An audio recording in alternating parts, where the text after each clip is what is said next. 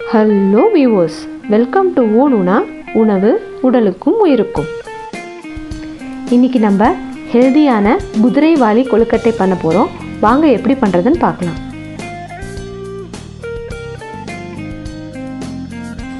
ஒரு வாணலியில் கொஞ்சமாக எண்ணெய் விட்டு 1/2 ஸ்பூன் கடுகு, 1 ஸ்பூன் உளுத்தம்பருப்பு, 1 ஸ்பூன் கடலைப்பருப்பு போட்டு தாளிச்சுக்கோங்க.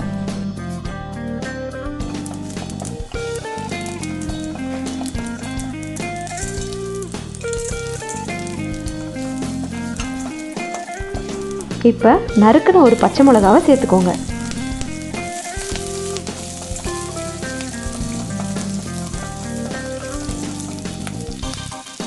இப்போ கொஞ்சமாக கருவேப்பிலையும் ஒரு சிட்டிகை பெருங்காயமும் சேர்த்துக்கோங்க.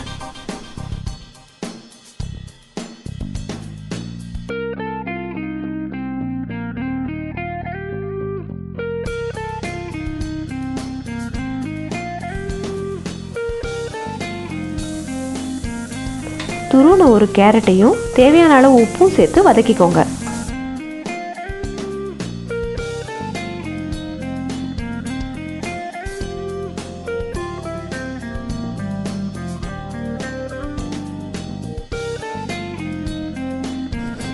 இப்போ 3 டேபிள் ஸ்பூன் தேங்காய் துருவலும் 1 கப்பு குதிரைவாலி மாவும் சேர்த்து 2 நிமிஷம் வறுத்துக்கோங்க.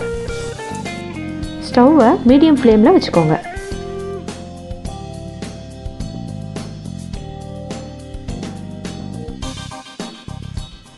ஸோ மாவு ரெடி ஆகிடுச்சு. இதை ஆற வச்சுக்கோங்க.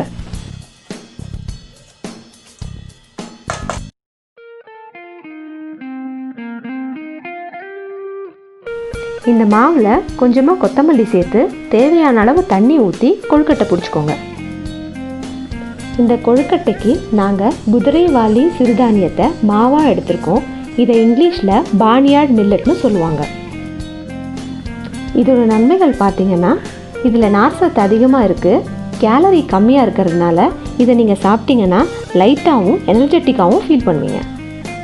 தவிர இதில் கார்போஹைட்ரேட்ஸ் கம்மியாக இருக்கிறதுனால டயபெட்டிக் பேஷண்ட்ஸ்க்கு உகந்த உணவு.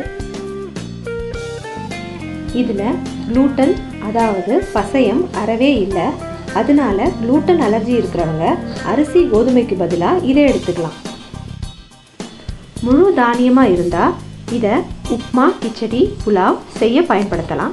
இது மாவாக இருந்தால் தோசை, இட்லி, சப்பாத்தி கூட சேர்த்து செய்யலாம். இவ்வளோ நன்மைகள் இருக்கிற இந்த குதிரைவாலி கொழுக்கட்டையை நல்ல சட்னியோடு சேர்த்து கொடுத்தீங்கன்னா சிறியவர்கள் முதல் பெரியவர்கள் வரை ரொம்பவே விரும்பி சாப்பிடுவாங்க. பிடிச்ச கொழுக்கட்டையை இட்லி பாத்திரத்தில் 10லேருந்து 15 நிமிஷம் வேக வச்சிங்கன்னா சுட சுட கொழுக்கட்டை ரெடி.